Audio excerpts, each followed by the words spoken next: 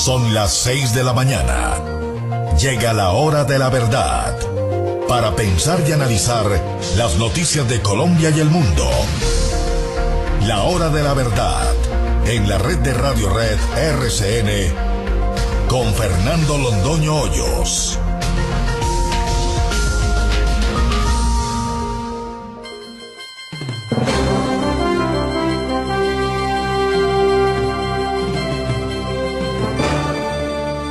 Muy buenos días, son las 6, martes 25 de marzo de 2014.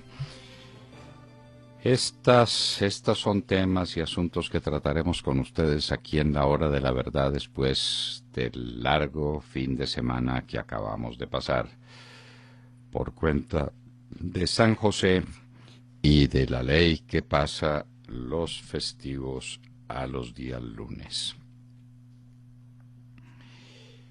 Murió uno de los grandes demócratas de todos los tiempos. Adolfo Suárez fue el creador de la democracia española. Después de la época franquista, Adolfo Suárez fue el hombre de la transición, que permitió el regreso de la monarquía dentro de un orden constitucional. La monarquía constitucional española le debe a Adolfo Suárez el haber sido posible y a España el comienzo de una ya larga tradición democrática después de las desventuras de la República y después del régimen franquista que duró mucho más de lo que hubiera debido durar. Adolfo Suárez, grande de España, falleció después de una larga y penosa enfermedad de Alzheimer. Por su parte, la OEA no quiso escuchar a María Corina Machado, porque la OEA está dominada por el petróleo de Chávez y de Maduro, e incurrió en el acto vergonzoso de negarle la palabra a María Corina Machado. De su parte, Diosdado Cabello, que es el gendarme del régimen totalitario de Venezuela, resolvió que Corina había quedado destituida por haber aceptado un cargo de Panamá. Por supuesto que no aceptó ningún cargo de Panamá. Panamá le ofreció voz en la OEA. La OEA, como dijo alguien con mucho sentido del humor, dedicó 8 horas de discusión a escuchar una declaración de María Corina Machado que duró 2 minutos. Esa es la OEA, y para eso sirve la OEA, en manos del petróleo de Chávez y de Maduro. La crisis en Venezuela es pavorosa. Las manifestaciones en el fin de semana fueron gigantescas, colosales, comparadas con las manifestaciones del madurismo. La próxima, dijo alguien, también con mucho sentido del humor, podrá ir por el andén. 4 gatos. La situación de Venezuela es crítica. Maduro está sentado sobre las bayonetas, y esa no es una posición cómoda, como se lo dijera Talleyrand a Napoleón. Y Napoleón era bastante más grande que Maduro. Nadie puede sentarse sobre las bayonetas. El dólar y el café vienen a la baja. ¿Quién está vendiendo dólares en el mercado para bajar el precio de la divisa? ¿Quién? Ya se lo sabe, es definitivamente la tesorería de la nación. El gobierno está entrando dólares en grandes cantidades. ¿Será para la nueva mermelada? ¿Para la mermelada de estas próximas elecciones? A propósito de elecciones, están terminando los escrutinios de las elecciones más sucias en la historia de Colombia. El registrador y el Consejo Nacional Electoral quedan emplazados ante la opinión pública. Colombia tenía una cierta tradición de normalidad en el proceso de las elecciones. Se sabía que en la costa atlántica se compraban unos votos, se sabía que se hacían algunas marrullas, Había duda sobre ciertos temas en el sistema electoral, pero lo de estas elecciones superó todos los récords y nos puso frente a un dilema. O se corrige a fondo el sistema electoral, la registraduría y el Consejo Nacional Electoral, o en Colombia están dadas todas las condiciones para un régimen de fuerza. No hay un sistema electoral limpio y no se sabe a estas alturas qué es peor, si la registraduría o el Consejo Nacional Electoral. A propósito, dijo el presidente Santos, con esa ironía, que uno no sabe si es manifestación de torpeza o de pura maldad, si es un problema, como decimos en un artículo nuestro que aparecerá mañana en El Tiempo, si es un problema de tono moral. Dijo que la mermelada no es nada diferente a inversiones, solo que son inversiones que dirigen los parlamentarios que son los suyos, no los de la oposición, de manera que la hacienda pública se reparte solamente entre los amigos del gobierno, lo cual es una monstruosidad. Pero además, los parlamentarios no tienen que ser ejecutores de inversiones. Los parlamentarios pueden sugerirlas, pueden proponerlas. Las inversiones las hace el Estado. El presidente Santos ignora el derecho constitucional porque lo pone a su favor para poder cometer el enorme fraude que cometió en estas elecciones que acaban de terminar. Nada de que la mermelada sea equivalente a las inversiones. Y si lo es, ¿nos quieren mostrar dónde están esas inversiones? ¿Dónde? ¿Dónde están los puentes, los caminos, las carreteras que se construyeron con la mermelada? 3,5 billones de pesos, simplemente dedicados a la compraventa de votos. Arde el Casanare. Los espectáculos que estamos viendo a través de los videos y de las fotos que se han tomado son sencillamente dramáticos, terribles. ¿Podría hacerse algo? Claro que podría hacerse, y mucho. ¿Por qué no se ha hecho? Porque la plata de las regalías se la roban y porque el gobierno es absolutamente inepto, el gobierno del presidente Santos. ¿Cómo lo fue con el fuego de Unguía, en el departamento del Chocó? Lo dijo un gran ambientalista. Dejaron 13 días el fuego a sus anchas. Los helicópteros de la Fuerza Aérea llegaron 13 días después. ¿Por qué? Porque ese es el ritmo del gobierno del presidente Santos. Él está dedicado a cualquier cosa, menos a gobernar. Haber pasado de un hombre como Álvaro Uribe, que hubiera llegado allá el primer día a apagar él personalmente el fuego y que estaría en el Casanare dirigiendo él la operación de salvamento de esas reses y de esos chigüiros, de esa fauna amenazada, pasar a un hombre indolente, lejano, ineficaz, esencialmente ineficaz. No es cosa sencilla. Ahora Buenaventura tiene soldados. Les mandaron soldados a los de Buenaventura. Lo único que les hace falta es un presidente. Buenaventura es un caldo de grillos, es una olla que explota todos los días como resultado de la presencia de las FARC en el puerto para sacar la maldita cocaína que producen en toda la costa del Pacífico. El gobierno inepto es incapaz de resolver el problema de Buenaventura, que no se resuelve mandando soldados. La pobreza hace a Buenaventura presa de las promesas y de los halagos del dinero de la cocaína. Pobre Buenaventura, pobre Colombia. Atacado helicóptero de la policía. 2 heridos, pero también en Guapi, atacada la población, muerto un policía, heridos otros 4, 6 civiles heridos, algunos de ellos de mucha gravedad. Y cuando a las FARC les preguntaron por los policías muertos, a propósito de estas atrocidades que están cometiendo todos los días, contestaron con una respuesta de esas cínicas, absolutamente cínicas, que esos 2 policías no eran los únicos que habían muerto en Colombia. Eso quiere decir que tienen licencia para matar, que se la toman ellos y que seguirán asesinando a la gente sin clemencia. Son unos cínicos, claro, pero más cínico es el gobierno que negocia con esos salvajes.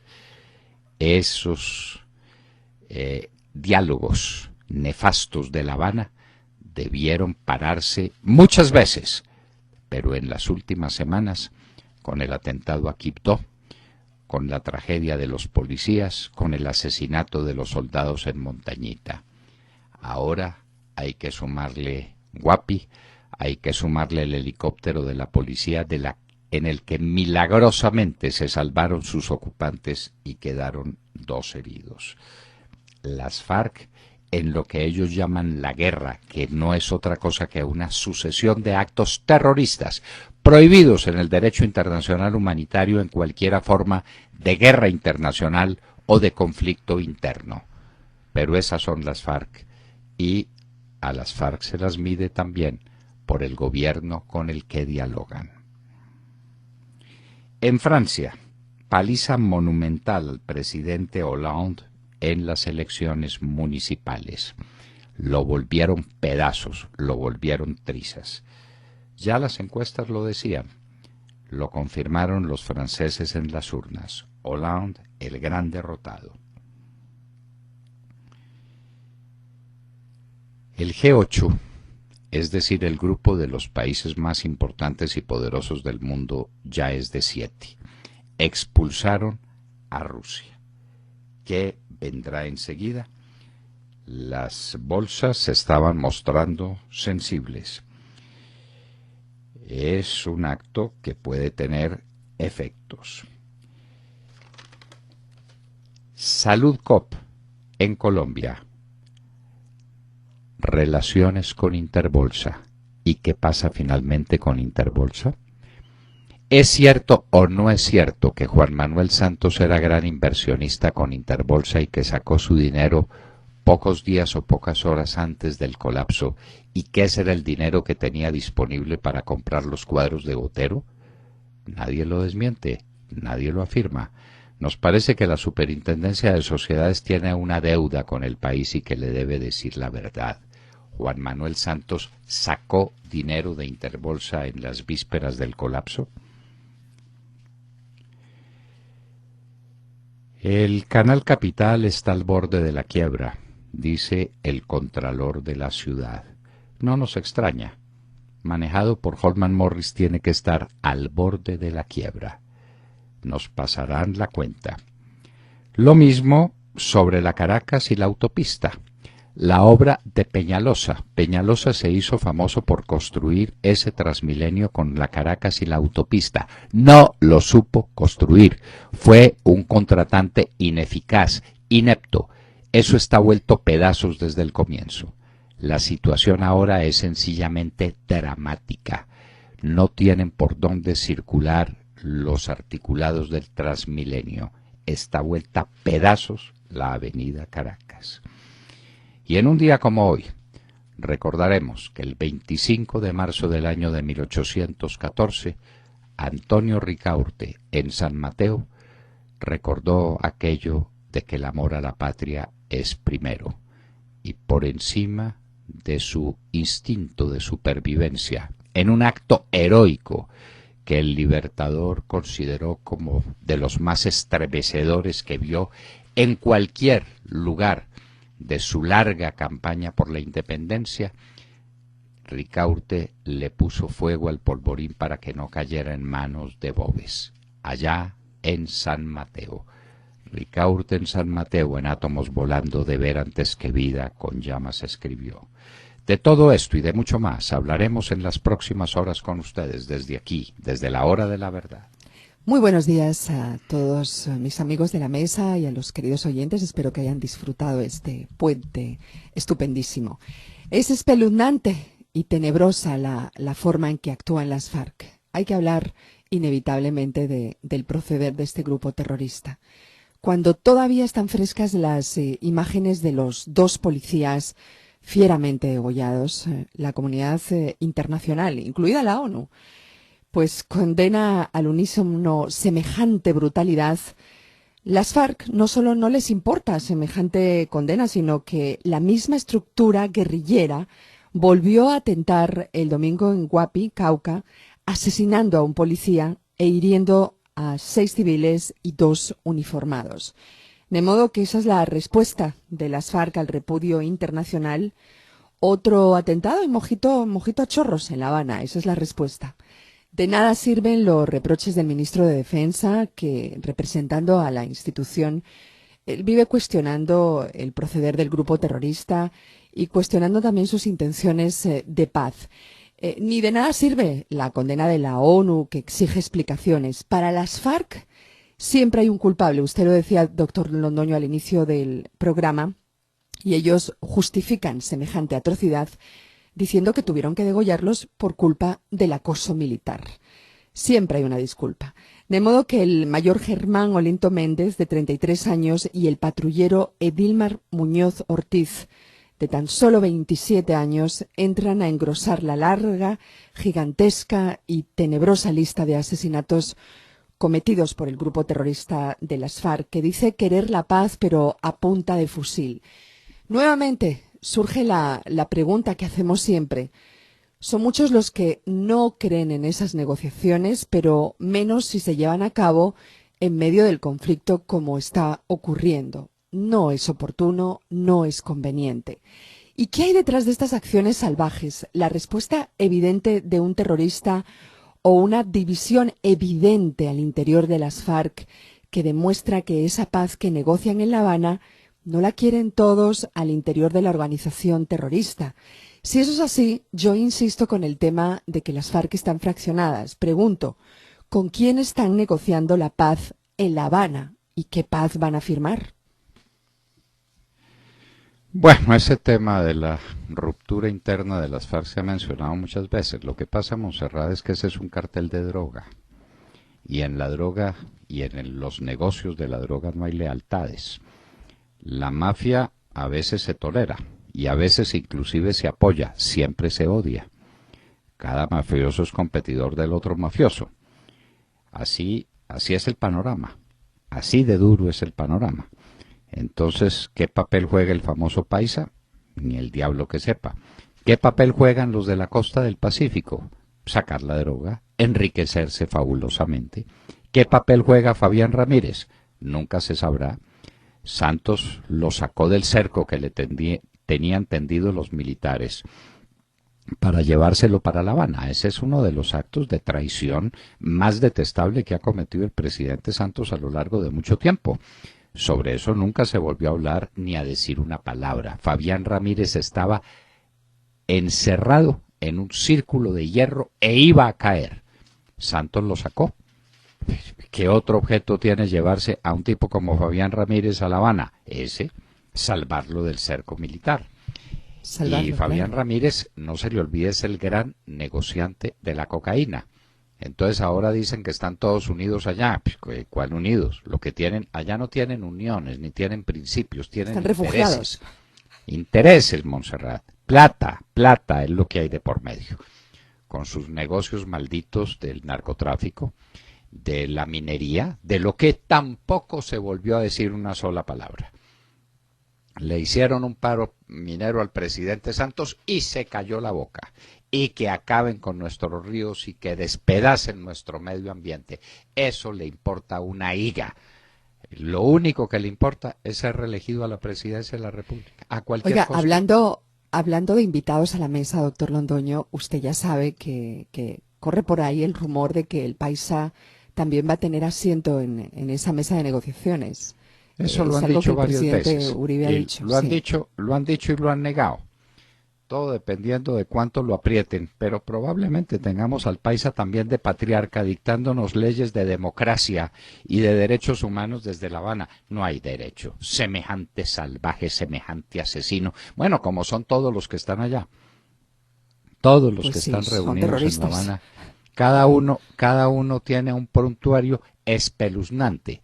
No se sabe, compiten en el número de órdenes de captura que tienen, de procesos iniciados y de condenas ejecutoriadas. Esos son los contertulios de Santos. ¿Se puede labrar la paz sobre esa base? Sobre semejantes asesinos que cuando les preguntan por los policías y les dicen pondrán a órdenes de la autoridad a quienes cometieron semejante atrocidad, contestan, esos no son los únicos muertos de este conflicto. Lo que quiere decir que se reservan el derecho de seguir matando a la gente a garrotazos. Eso, Montserrat, uno lo dice y cuesta decirlo, pero pensarlo, meditarlo, lo lleva a uno a una conclusión obvia. Con esos salvajes no se puede hablar de paz. Además porque no están interesados en ella. Están interesados en dominar el país, en que les entregue el país. Y Santos es capaz de entregárselo con tal de ganar en las urnas el próximo 25 de mayo. Hace lo que sea con tal de obtener ese triunfo, que ese sí será como los de Pirro, ¿no? Con otra victoria así quedaremos definitivamente perdidos.